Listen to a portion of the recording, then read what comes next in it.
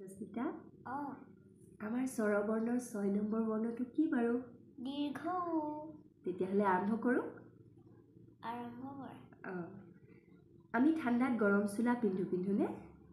এই গৰম চোলাবোৰ কিহেৰে তৈয়াৰী বাৰু? ঊণ সূতা। তুমি তেজপুৰৰ চিত্ৰলেখা উদ্যান গৈছানে? গৈছোঁ। মা কল পাৰ্ক বুলিও কয়। তাত এই বাণ ৰজাৰ জীয়ৰীৰ কিছুমান স্মৃতিচিহ্ন আছে নহয় জানো? এই বাণ ৰজাৰ জীয়ৰীনো কোন আছিল? উষা।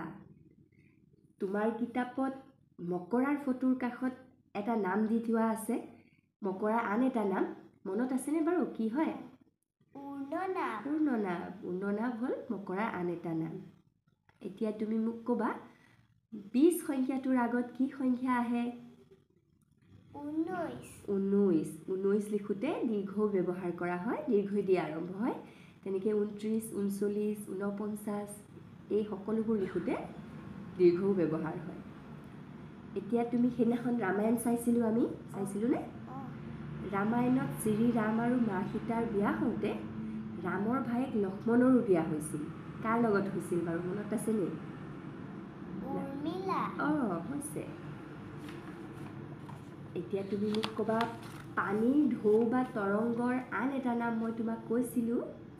কি বুলি কোৱা হয় বাৰু? উৰ্মি হৈছে। এতিয়া শেষত আৰু এটা প্ৰশ্ন কৰিম মই। আমাৰ শৰীৰৰ আঁঠুৰ ওপৰৰ পৰা কঁকাললৈকে থকা অংশটোক কি বুলি কোৱা হয় জানানে? উৰু হৈছে। পাৰিছা?